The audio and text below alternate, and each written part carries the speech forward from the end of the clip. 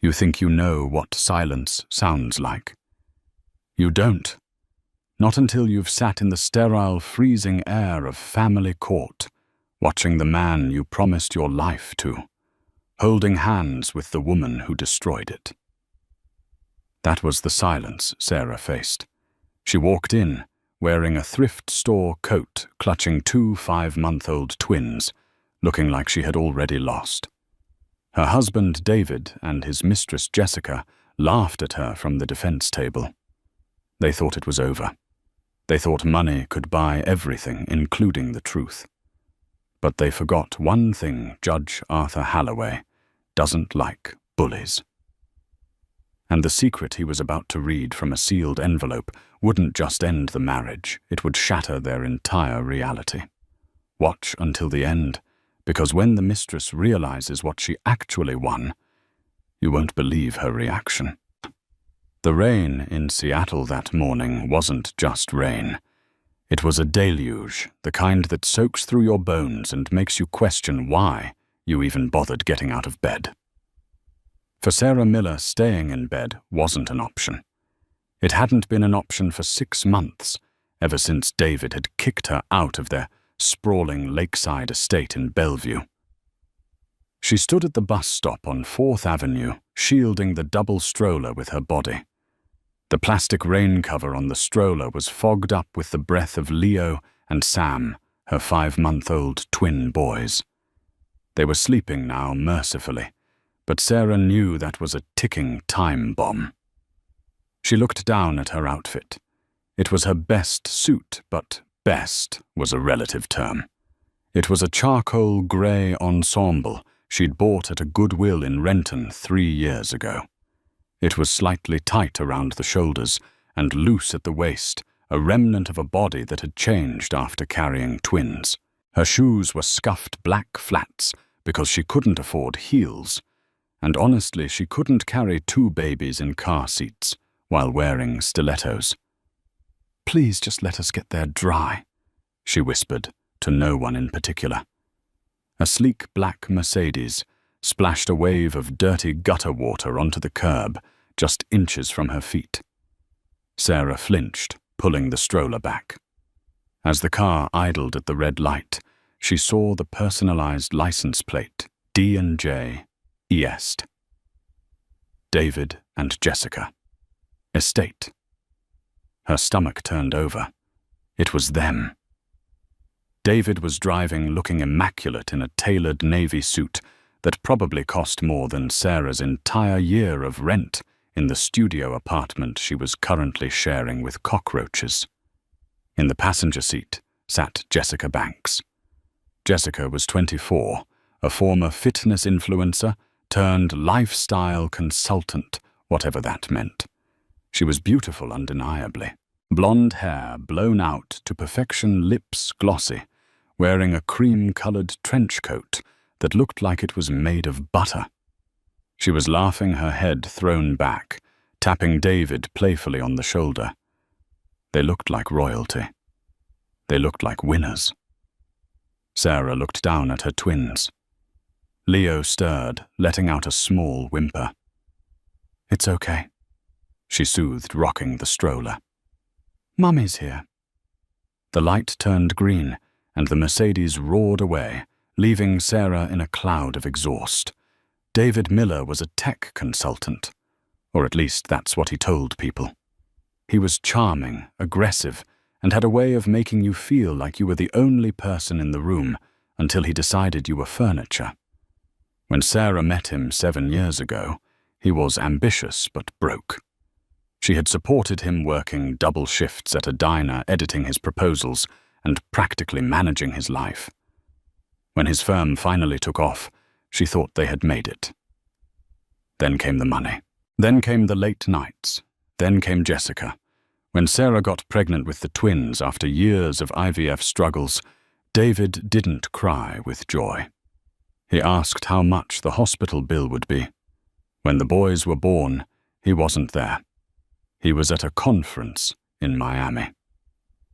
And then the day she came home from the hospital, the locks were changed.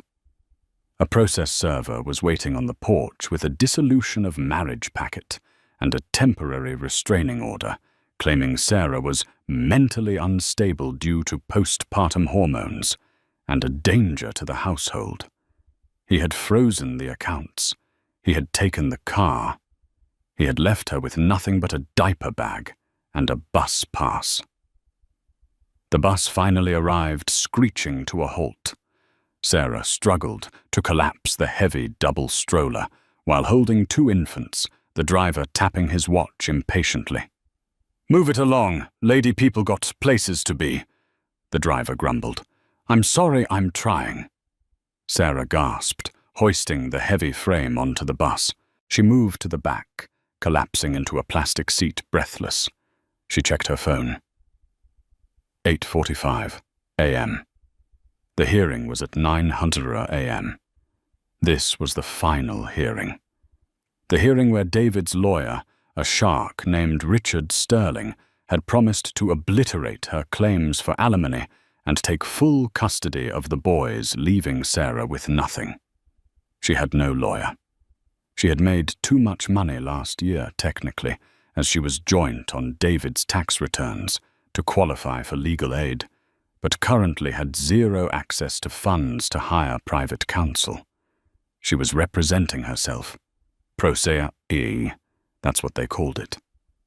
Alone is what it felt like. The fluorescent lights of the King County Superior Court hallway hummed with a headache-inducing buzz. Sarah pushed the stroller out of the elevator, her hair frizzy from the humidity, her coat damp. She saw them immediately. David and Jessica were standing near the water fountain, flanked by Richard Sterling. Sterling was a short man, with a loud voice and a suit that looked sharper than a razor blade. He was laughing at something Jessica said.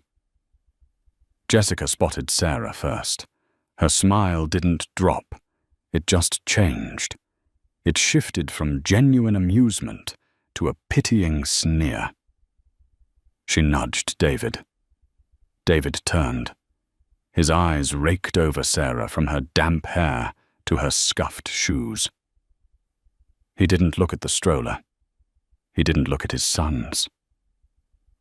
"You actually showed up," David said, his voice carrying down the hall. "I thought you'd have the decency to sign the settlement and spare us the drama." "I'm not signing anything that gives you full custody, David," Sarah said, her voice shaking slightly, but her grip on the stroller handle iron tight. "They're babies. They need their mother. They need a stable environment," Jessica chimed in. Her voice was high and melodic, like a cartoon princess. "Not a studio apartment in, where is it? White Center. It smells like mildew just looking at you." "Jessica, don't speak to me," Sarah said. "She's right, though," David said, checking his Rolex. "Sarah, look at you. You're a mess. You can't support them. I'm offering you a clean break. $10,000 cash one time. You walk away. Jessica and I will raise the boys. We have the nanny already hired, a British woman, very qualified. You think you can buy my children for $10,000? Sarah felt bile rising in her throat. "I think I'm being generous," David scoffed, "considering you brought nothing to this marriage but debt and complaints." "Mr. Miller." Sterling, the lawyer, stepped in, placing a hand on David's shoulder. "Save it for the judge. Let's not give her anything to use." He turned to Sarah, his eyes cold and dead. "Mrs. Miller, I hope you brought your exhibits. Judge Holloway is a stickler for paperwork." Sarah clutched her battered tote bag. Inside was a mess of bank statements. She couldn't decipher photos of David's car at Jessica's condo and a handwritten timeline of her contributions to the company. It felt pathetic compared to the 3 leather-bound binders Sterling was holding. "All rise!" the bailiff shouted from inside the courtroom. They filed in. The room was mostly empty, save for a few bored clerks. Judge Arthur Halloway took the bench. He was an older man, perhaps in his late 60s, with thick reading glasses perched on a nose that looked like it had been broken a few times. He was known as Hardline Halloway. He didn't care about sob stories. He cared about statutes and evidence. Sarah's heart sank. She needed a human, and she got a machine. Case number 24, 098 Miller versus Miller, the clerk announced. Appearances. Halloway grunted, not looking up from his file. Richard Sterling for the petitioner David Miller, Sterling announced smoothly. And we are joined by Ms. Jessica Banks, a supportive partner and witness to the household environment. And for the respondent. Halloway looked at the empty table where Sarah sat. Sarah Miller. She stood up. Representing myself, Your Honor. Halloway peered over his glasses. Proce. In a high-asset divorce with custody dispute. Mrs. Miller, are you sure that's wise? I have no choice, Your Honor. My husband froze our assets. I cannot afford. Counsel. Objection, Sterling shot up. Mr. Miller secured the accounts to prevent Mrs. Miller from draining them during her episodes. We have authorized a stipend for her which she refused. A stipend, Sarah blurted out. He offered me $200 a week. Diapers alone cost that much. Order. Halloway banged the gavel lightly. Mrs. Miller, you will speak when addressed. Mr. Sterling, you will lower your volume. Let's proceed. Petitioner's opening. Sterling walked to the center of the room. He didn't use notes. He was performing. Your Honor. This is a simple case of tragedy. David Miller is a successful businessman who built an empire from scratch. He has provided a life of luxury for his wife. But tragically, Mrs. Miller has succumbed to severe mental strain. She is erratic, unemployable, and currently living in poverty by choice. We are asking for full legal and physical custody of the twins Leo and Sam to be placed with the father where they will have a stable home, a dedicated nanny, and the love of Mr. Miller and his fiancée, Ms. Banks. We also ask that spousal support be denied as the prenuptial agreement. Exhibit A clearly states that in the event of infidelity, support is void. Sarah gasped. Infidelity? I never cheated. We have witnesses who say otherwise. Sterling smiled thinly. The witness was Jessica Banks. Sarah watched in horror as Jessica took the stand. She had taken off her trench coat to reveal a modest conservative dress. She looked like the picture of innocence. Miss Banks, Sterling asked, pacing in front of her. Describe your relationship with Mr. Miller. We met strictly professionally. Jessica lied effortlessly. I was consulting on wellness for his employees, but I saw how sad he was. He would come to work with unironed shirts, looking exhausted. He told me his wife refused to do anything around the house. Sarah gripped the edge of her table. She had spent those years doing David's accounting, cleaning his office, and cooking his meals while undergoing hormone injections for IVF. And did you ever witness Mrs. Miller's behavior? Yes. Jessica nodded, looking at the judge with wide, sad eyes. I went to their house once to drop off some paperwork. Mrs. Miller was screaming. She was throwing things at David. She looked deranged, and I saw a man leaving the back door. A man? Sterling raised an eyebrow. Yes, a tall man. I didn't know who he was, but David told me later that Sarah had been meeting strangers online. Liar, Sarah shouted, standing up. That is a lie. The only man at the house was the plumber. Sit down, Mrs. Miller, Judge Halloway barked. One more outburst and I will hold you in contempt. Sarah collapsed back into her chair, tears stinging her eyes. She looked at David. He was smirking. He wasn't even looking at her. He was sketching something on a notepad. "Ms. Banks," Sterling continued, "how is your relationship with the twins?" "Oh, I love them." Jessica beamed. "I've already decorated a nursery for them at our penthouse. It has organic cotton bedding, a state-of-the-art monitoring system, and a view of the city. I just want to be the mother they deserve. A mother who can actually provide for them." She looked directly at Sarah then. It was a look of pure triumph. "I have your husband, I have your money, and soon I will have your children." Judge Holloway was taking notes furiously. He didn't look happy. "Cross-examination," Holloway asked, looking at Sarah. Sarah stood up. Her legs felt like jelly. She walked to the podium. She had watched videos on how to do this, but her mind was blank. "Ms. Banks," Sarah stammered. You said you met David professionally. But isn't it true that your consulting firm was registered only 2 weeks ago, and before that you were working as a bottle service waitress at Club Vibe, where David was a VIP regular?" Sterling stood up. "Objection, relevance, and attacking the witness's character." "It goes to credibility, Your Honor," Sarah said, surprised by the strength in her own voice. "Overruled," Holloway said. "Answer the question."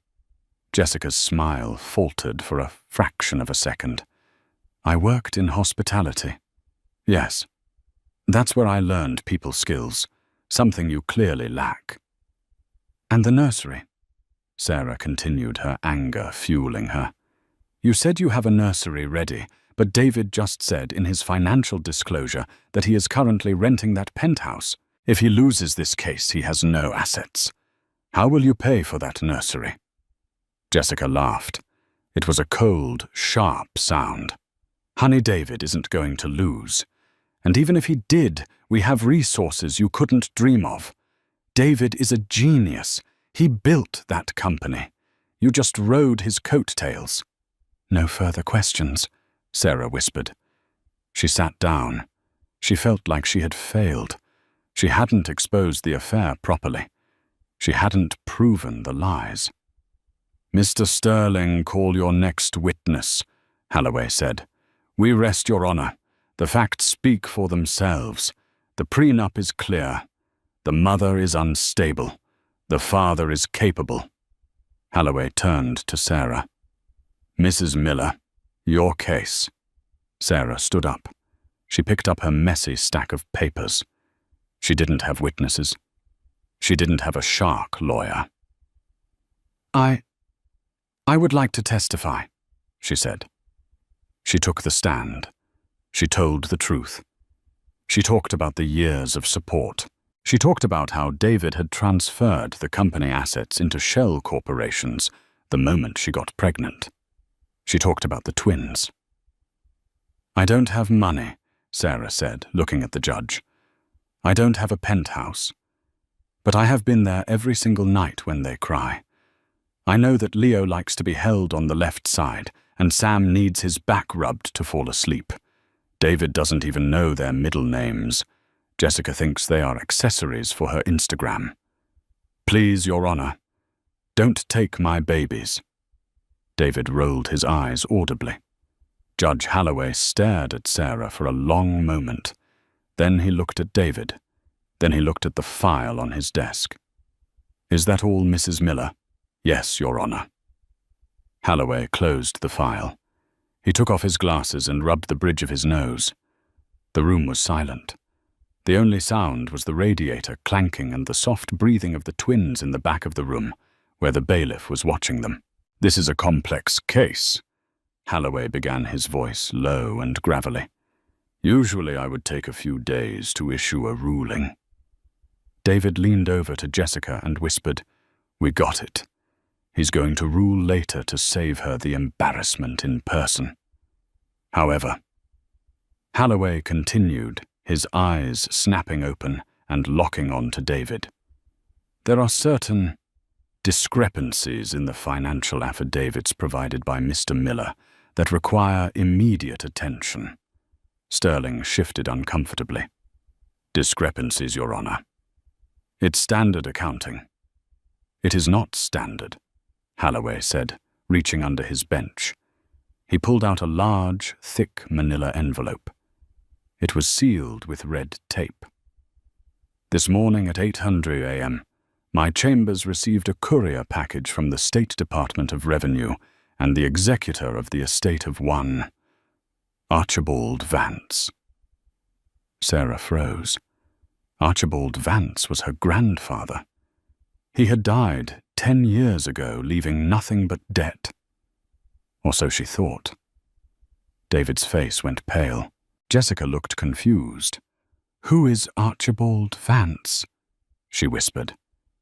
"Shut up," David hissed, sweat suddenly beading on his forehead. "Mrs. Miller," Judge Holloway said, his voice softening. "Did you know your grandfather had a blind trust?" "No." Sarah shook her head. "He died broke." "He did not die broke," Holloway said, opening the envelope.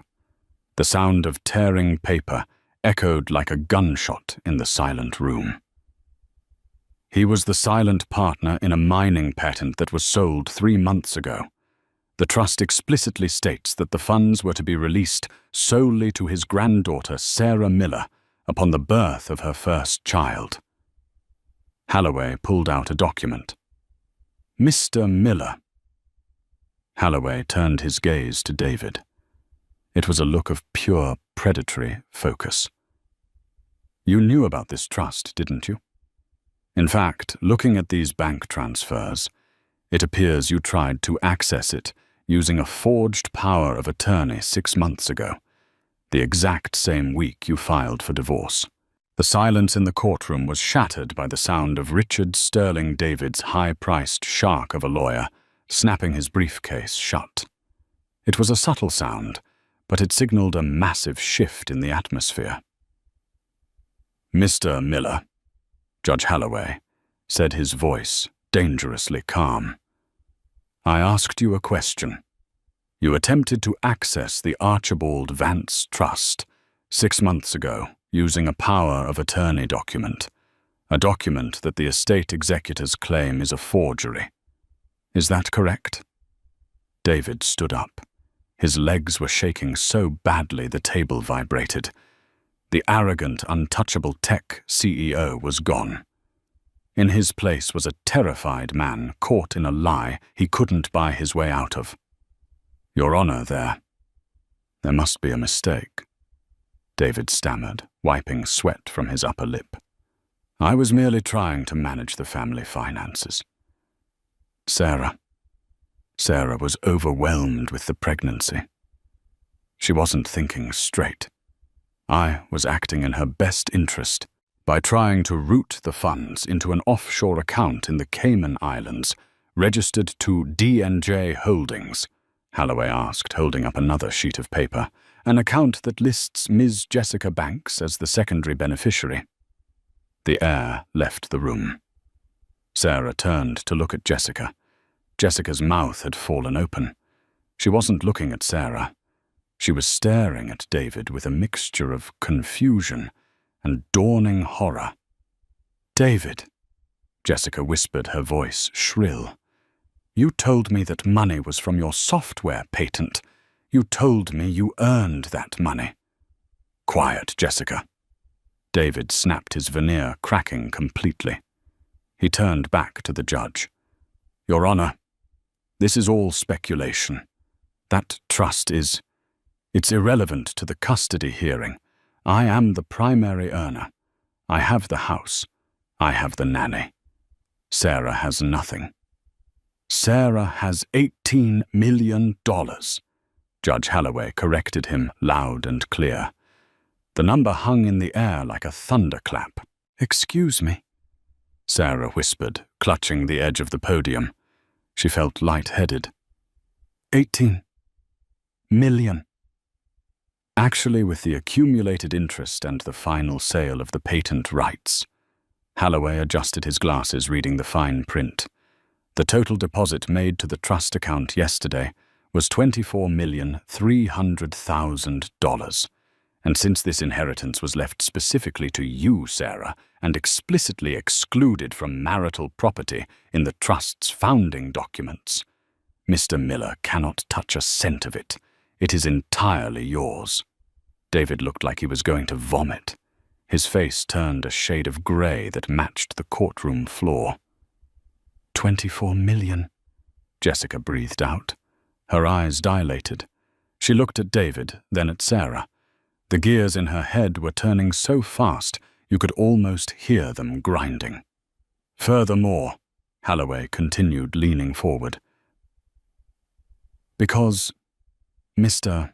Miller attempted to access these funds fraudulently, and because he hid this asset during the discovery phase of this divorce, he has committed perjury and fraud. Sterling, the lawyer, stood up abruptly. He smoothed his suit jacket and looked at the judge with a practiced, neutral expression.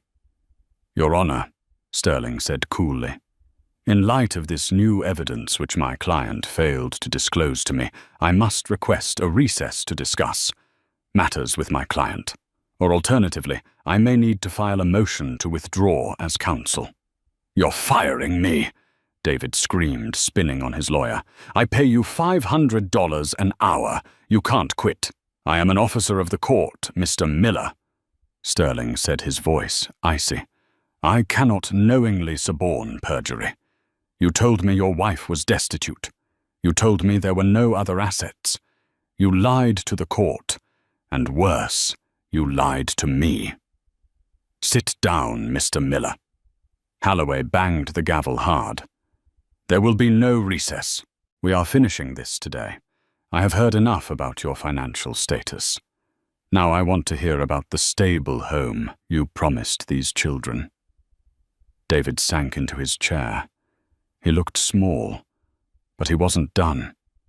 He was a narcissist, and narcissists never go down without trying to drag everyone else with them. She's still unfit, David shouted, pointing a trembling finger at Sarah. Money doesn't make her a good mother. She's crazy. Jessica saw her. Jessica saw the man she was with. Jessica, tell him. He looked desperately at his mistress. He needed her to back up his lies. He needed her to save him. But Jessica Banks was looking at Sarah Miller. She was looking at the woman she had sneered at, the woman she had called mildew just an hour ago, and she was doing the math. David was about to be investigated for fraud. His assets were likely frozen. He was going to lose the lawsuit. Sarah was worth $24 million. Jessica stood up. Mr. Banks, Judge Holloway said, eyeing her suspiciously. You have something to add? Jessica took a deep breath. She smoothed her dress. She walked toward the witness stand, but she didn't look at David. She looked straight at Sarah, putting on her most sympathetic, teary-eyed face.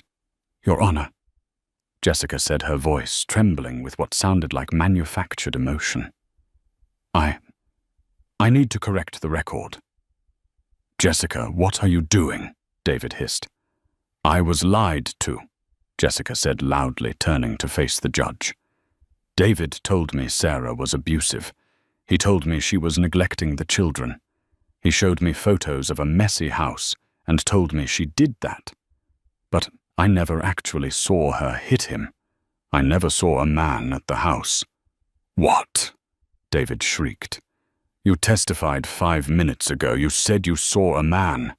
I was scared. Jessica sobbed, a single perfect tear rolling down her cheek. David is controlling, Your Honor. He made me say it. He told me if I did not back him up, he would kick me out of the apartment. I'm a victim here, too. He manipulated me, just like he manipulated Sarah. The courtroom erupted. The bailiff stepped forward, hand on his belt. Sarah watched in stunned silence. It was like watching a snake shed its skin in real time. "You are lying." David slammed his fist on the table. "We rehearsed this. You wrote the script, Jessica. You said we needed to paint her as unstable to get the kids. Why would I want your kids?"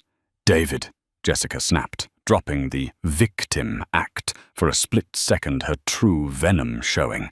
"I'm 24. I don't want to raise twins. I wanted us to be happy."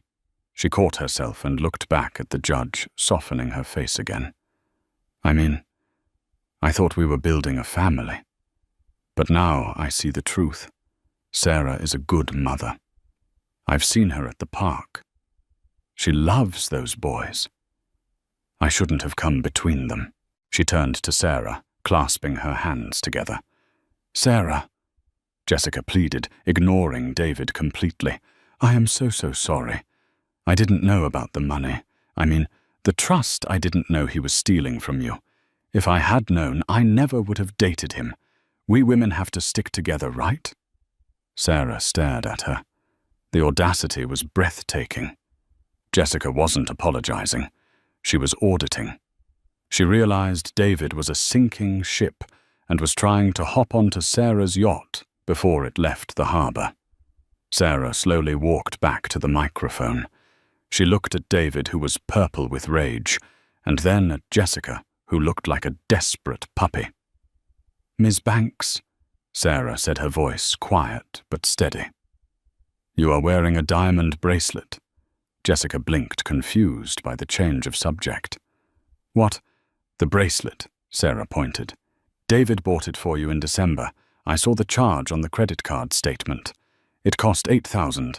That was the same week he told me we couldn't afford a heater for the nursery. That was the week my sons were sleeping in coats because the house was 50 degrees. Jessica covered her wrist instinctively. I can give it back." "You can keep it," Sarah said, cold as ice. "It's a reminder of what you cost. You didn't care about the truth when I was poor. You didn't care about women sticking together when you were driving his Mercedes and splashing water on me at the bus stop this morning. You only care now because the checkbook has changed hands." "That's not true," Jessica cried. "Your Honor." Sarah turned to Judge Holloway. "She is lying. She isn't a victim. She was his partner in everything. Please just make it stop. I just want my children and I want to go home." Judge Holloway looked at the three of them. He had seen enough bad marriages to last a lifetime. But the naked greed on display from the defense table was rare even for him. "Mr. Sterling," Holloway said, "you are excused. I don't blame you for this circus." Sterling didn't hesitate. "Thank you, Your Honor." He grabbed his briefcase and walked out of the courtroom without even looking back at David. David was now truly alone. "David Miller," Holloway boomed. "Stand up." David stood leaning heavily on the table. He looked like a man who had aged 10 years in 10 minutes. "I am granting full legal and physical custody of Leo and Sam Miller to their mother, Sarah Miller." Holloway ruled, "You are to have no contact with them until you complete a psychological evaluation and a parenting course. Furthermore, given the flight risk you pose and the fraud you have committed in my courtroom," Holloway signaled to the bailiff. "Deputies, please take Mr. Miller into custody. I am holding him in contempt of court for perjury and remanding him to the county jail pending a hearing on the fraud charges regarding the Vance Trust." "No," David shouted as the bailiff grabbed his arms. "You can't do this. I'm a CEO. I have a meeting at noon. Sarah, tell them Sarah." Sarah didn't look at him. She looked down at her twins. Leo was awake, looking up at her with big blue eyes. "And Ms. Banks?" Holloway asked. Jessica froze.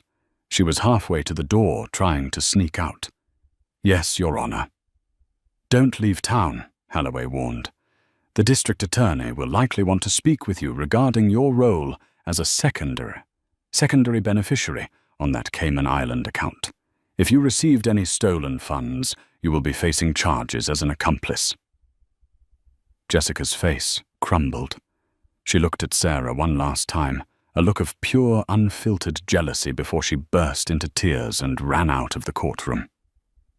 David was dragged out the side door, his cuffs clanking, shouting obscenities. Then the room was quiet again. Sarah stood there, the adrenaline fading, leaving her trembling. She had won. She had the boys. She was safe. "Mrs. Miller," Judge Halloway said gently. Sarah looked up. The judge was smiling a rare, genuine smile. "The clerk has the details for the trustee handling your grandfather's estate. It seems Archibald Vance wanted to make sure you were taken care of. He was a wise man." "Thank you, Your Honor," Sarah whispered. "Go take care of those boys. And buy yourself a car. A safe one." Sarah walked out of the courtroom. The rain had stopped. But the story wasn't over. Because money changes things. And while David was gone, the sharks smell blood in the water. Sarah Miller was about to find out that having $24 million puts a target on your back that is much bigger than a divorce settlement. As she stepped out of the courthouse, blinking in the sudden sunlight, a black SUV pulled up to the curb. The window rolled down. It wasn't David.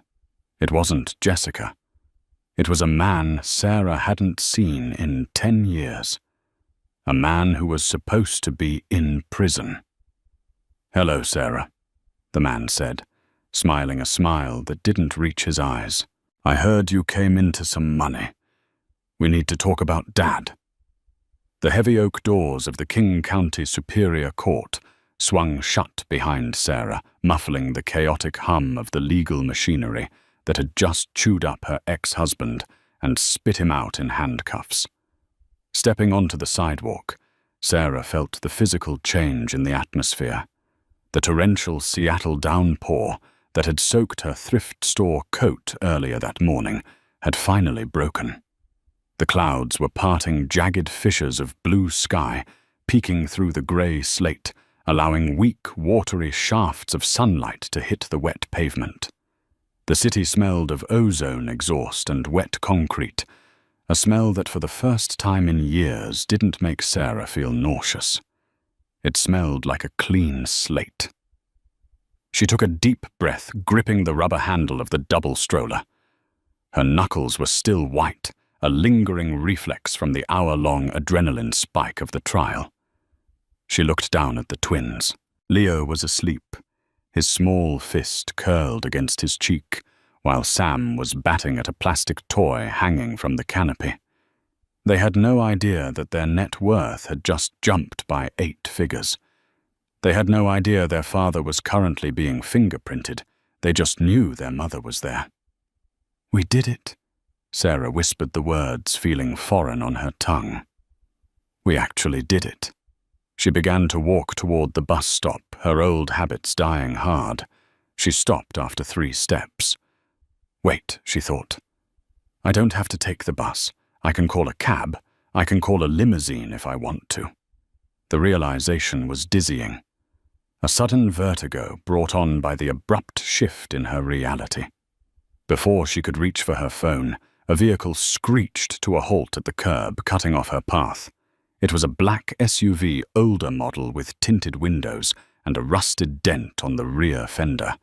It wasn't the sleek corporate transport of a law firm. It looked predatory. The engine idled with a rough chugging sound, spewing a cloud of dark exhaust that drifted over the stroller. Sarah's instinct was instant primal fear. She yanked the stroller back, placing her body between the car and her children. David's friends, she thought. Reporters. The passenger window rolled down with a mechanical grind. The face that stared out at her wasn't a stranger. It was a face she had seen in her nightmares for a decade. It was a face that mirrored her own, but twisted by years of vice and bitterness. It was Lucas. Lucas Vance was her half-brother, the dark secret of the family tree. He was the reason Sarah had left home at 18. He was a gambler, a liar, and a thief who had stolen their mother's wedding ring to pay a bookie in Reno. The last she had heard, he was serving a 5-year sentence in a Nevada federal penitentiary for wire fraud. "Hello, Sarah," Lucas said. His voice was like gravel in a blender, rough, scratching, and terrifyingly familiar. He opened the door and stepped out. He was thinner than she remembered his skin, sallow and grey, wearing a cheap leather jacket that looked 2 sizes too big and smelled powerfully of stale cigarette smoke and cheap cologne. He didn't look like a brother. He looked like a wolf that had caught the scent of blood. "Lucas." Sarah's voice caught in her throat. She took another step back, her heels catching on the uneven pavement. You're supposed to be in jail." "Good behavior, sis." Lucas grinned, a jagged expression that didn't reach his dead, shark-like eyes. He leaned against the doorframe of the SUV, lighting a cigarette with a trembling hand. "Amazing what the system will do when they need to clear out beds. And imagine my surprise when I get out, check the family news, and hear that our dear departed Granddaddy Vance left a fortune." He took a drag of the cigarette and flicked the ash toward the stroller. "A fortune that rightfully belongs to the firstborn son. Don't you think?" Lucas continued, his voice dropping an octave.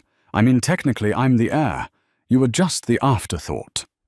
"He disowned you, Lucas," Sarah said. Her heart was hammering against her ribs like a trapped bird, but she forced her feet to stay planted.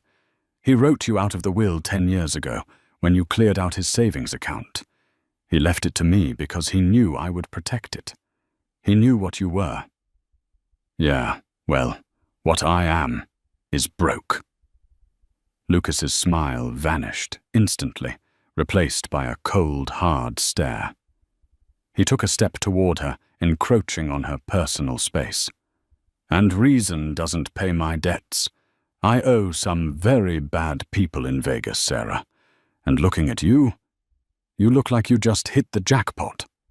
He glanced at the courthouse doors, then back at her. "I don't want to make a scene," Lucas said, lowering his voice to a conspiratorial whisper. "I'm a reasonable guy. Just transfer $5 million to my account, today.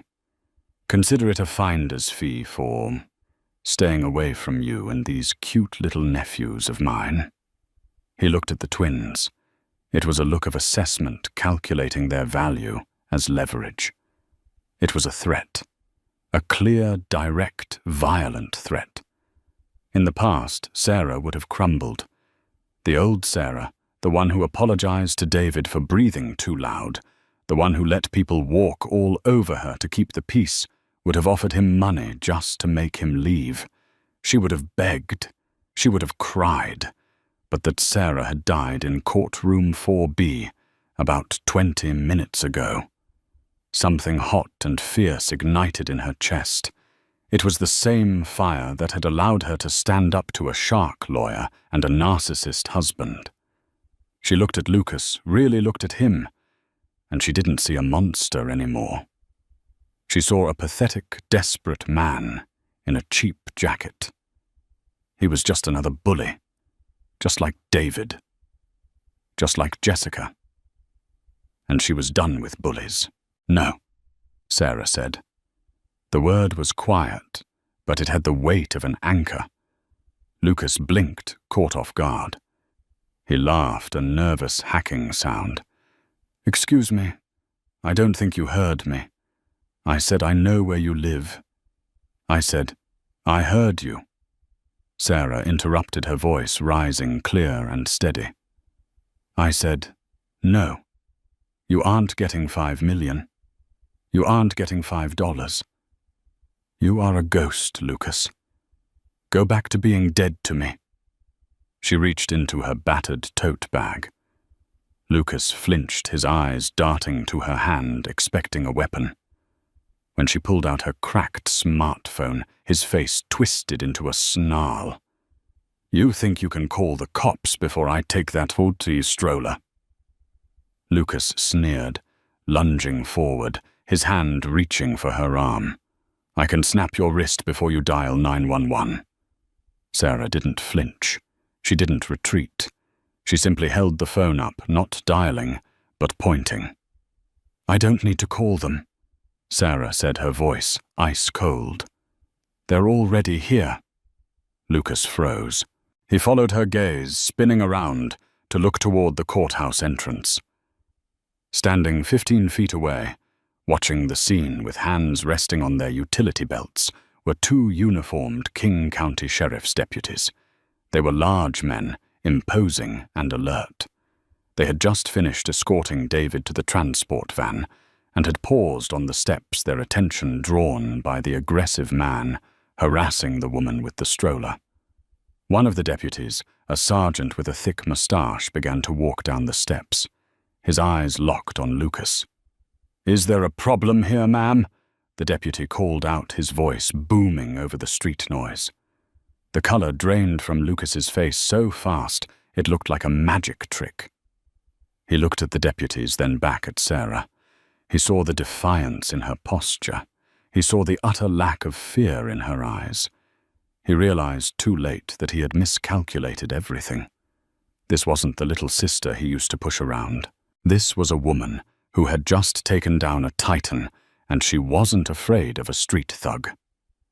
"Family dispute," Lucas muttered, backing away.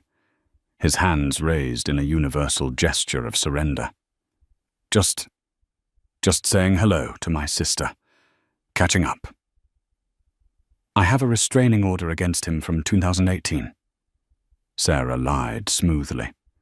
It wasn't true the order had expired years ago, but she knew Lucas wouldn't know the difference, and she knew the deputies wouldn't check the paperwork before acting. "He is harassing me and threatening my children." "Sir, step away from the lady," the deputy ordered, his hand unsnapping the retention strap on his holster. "Now." Lucas scowled, a look of pure, impotent venom. He spat on the ground near Sarah's feet, a final, petty act of defiance. "This isn't over, Sarah," he hissed, backing toward his SUV. "Money like that, it brings wolves. You can't fight us all." "Let them come," Sarah said, staring him down, her voice ringing with a power she had never felt before. "I'm done running, and I'm done feeding the wolves." Lucas scrambled back into his SUV, slamming the door. He peeled away from the curb tires, screeching, running a red light in his haste to escape the approaching deputies. The deputy reached Sarah just as the black SUV disappeared around the corner. "You okay, Mom? Do you want to file a report?" Sarah exhaled, her shoulders finally dropping. The adrenaline was fading, leaving a pleasant buzz in her fingertips. "I am now, officer. Thank you. He won't be back." She looked down at Leo and Sam. They were wide awake, watching the world with curiosity, completely unharmed. Just then, a sleek silver sedan, a luxury model that whispered money, pulled up to the exact spot Lucas had just vacated. The driver's side door opened, and a woman stepped out. She was in her 50s, elegant, wearing a tailored blazer and holding a file folder. She radiated competence and safety. "Mrs. Miller," the woman asked, her voice warm and professional.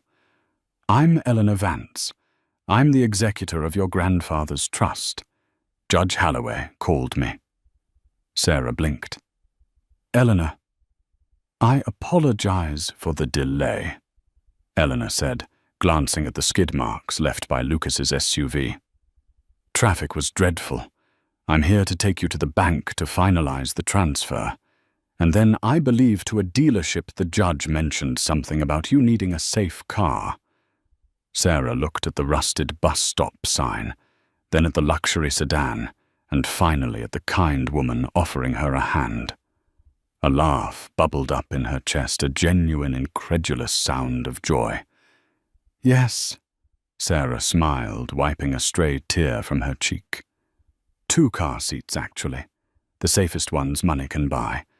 And Eleanor." "Yes, my dear. Can we stop for ice cream first? I promised the boys a treat. And I think I deserve one too."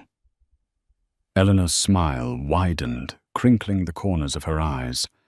She opened the back door of the sedan. "I know the perfect place. Chocolate or vanilla?" "Both," Sarah said, lifting the first carrier. "Definitely both." 6 months later. The sun began its slow golden descent behind the jagged silhouette of the Cascade Mountains, casting long violet shadows across the sprawling acreage of the ranch. The air here was different than it was in the city.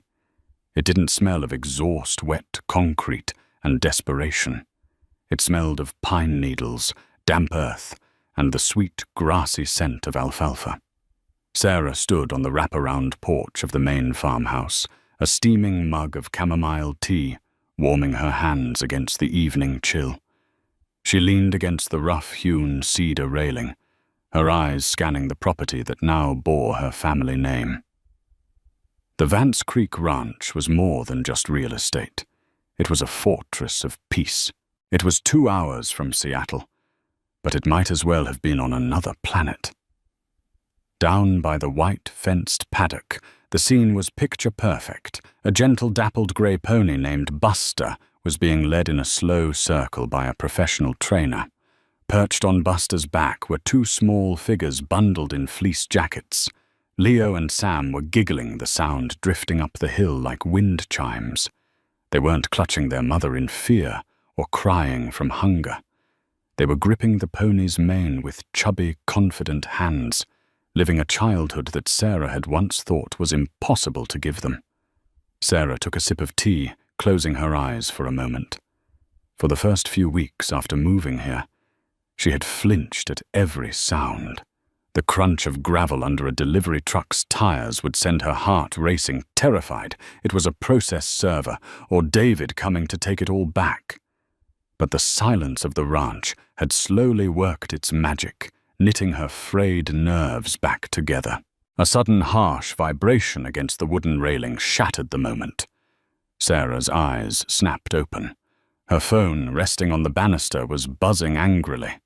The screen lit up, illuminating the darkening porch with a stark, artificial light. Caller ID, King County Correctional Facility. It was him. Again. David had been calling every Friday at this exact time. It was his allotted phone time. In the beginning, she had answered, fueled by a need to hear his defeat.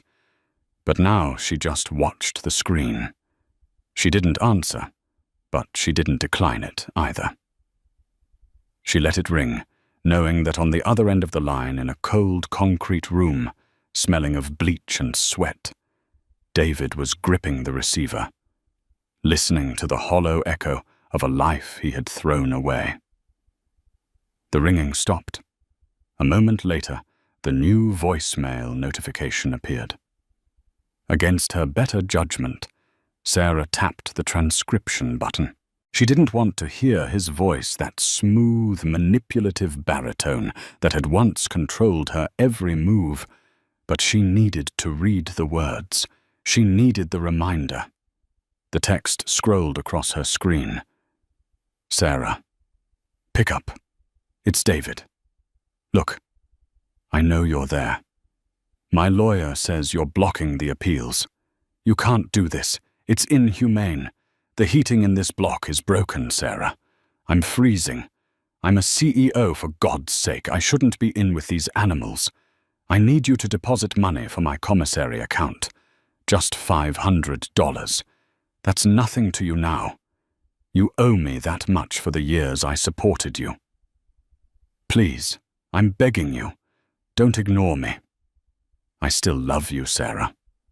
Doesn't that matter?" Sarah stared at the words. "I'm a CEO. Even now, facing 15 years for wire fraud, embezzlement, and perjury, He was clinging to the title like a lifeline. He hadn't learned a thing. He was still the same narcissist who believed the world owed him comfort even after he had tried to leave his own children destitute. "I don't owe you a damn thing," she whispered to the empty air. She pressed delete. The message vanished, erased as easily as he had tried to erase her from their bank accounts. She turned away from the phone, her mood darkening slightly. She needed a distraction. She picked up her tablet from the patio table and sat down on the swinging bench. She opened the local news app, a habit she had formed during the trial to keep track of the public fallout. The algorithm, knowing her history, had already pushed a story to the top of her feed. Sarah's breath hitched in her throat.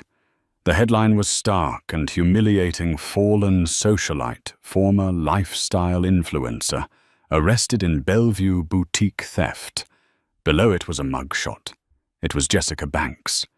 But it wasn't the Jessica of 6 months ago. The glossy, perfectly blown-out blonde hair was limp and showing dark, inch-long roots.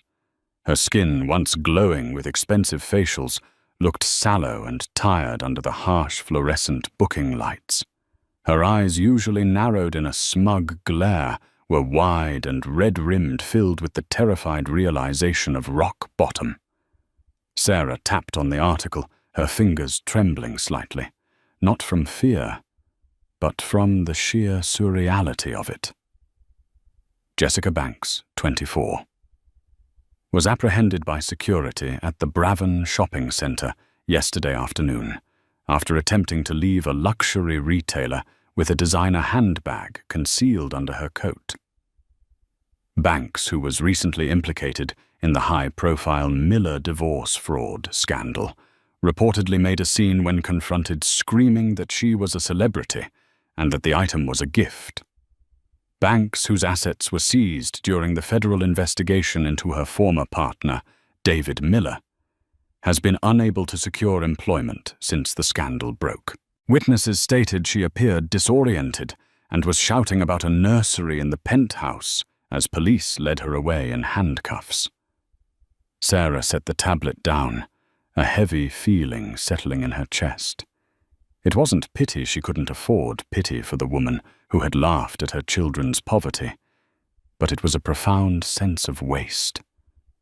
Jessica had had youth, beauty, and freedom. She had thrown it all away for a gamble on a man who viewed her as nothing more than an accessory. Jessica had wanted the life Sarah had. She had wanted the money, the status, the Miller empire. Now she had the only part of the Miller empire that was real, the ruin. "Mama, Mama, look." The shout broke through Sarah's thoughts. She looked up to see the gate to the paddock opening.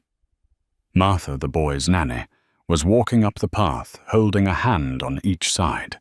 Martha was a stout, kind-faced woman in her 60s who baked cookies from scratch and actually sang to the boys, unlike the British expert David had once hired, who treated them like biology experiments. Leo and Sam were covered in a layer of honest dirt. Their cheeks were flushed pink from the wind, and their eyes were bright with excitement. "We rode the horse," Sam shouted, stumbling up the porch steps, his legs still wobbly from the ride. "Big horse. It was a pony, Sam," Leo corrected him seriously, mimicking the trainer. "A pony." Sarah felt the darkness of the phone call and the mugshot evaporate instantly. She dropped to her knees on the porch, opening her arms wide. The twins collided with her, a tangle of small limbs, fleece jackets, and the smell of fresh air. "Did you give Buster a carrot?" Sarah asked, burying her face in Sam's neck, listening to his squeal of delight. "2 carrots," Leo announced proudly, holding up 2 dirty fingers. He ate them crunch, crunch. Martha smiled from the doorway, wiping her hands on her apron. "They were wonderful, Mrs. Miller. Natural riders, both of them. I've got a pot roast in the oven, and the bath is drawn. Shall we get them cleaned up?" "In a minute, Martha," Sarah said, holding her sons tighter. Just 1 more minute. She looked over the tops of their heads, out toward the horizon. The sun had finally dipped below the mountains, leaving a streak of fire across the sky. The ranch lights were flickering on, warm and inviting against the twilight. Her brother Lucas was back in jail, caught trying to run a scam in Nevada. David was in a cell begging for commissary money. Jessica was facing charges for stealing a bag she used to be able to buy with a swipe of a card. They were all trapped in the prisons they had built for themselves. But here on this porch, there were no yalant. There was no fear. There was only the sound of her children breathing the smell of the pine trees and the overwhelming, beautiful weight of freedom. Sarah Miller stood up, picking up Sam, while Leo grabbed her hand. She turned her back on the phone, on the news, and on the past. "Come on, boys," she said, her voice steady and strong. "Let's go home." And that is how Sarah Miller turned her tragedy into a triumph.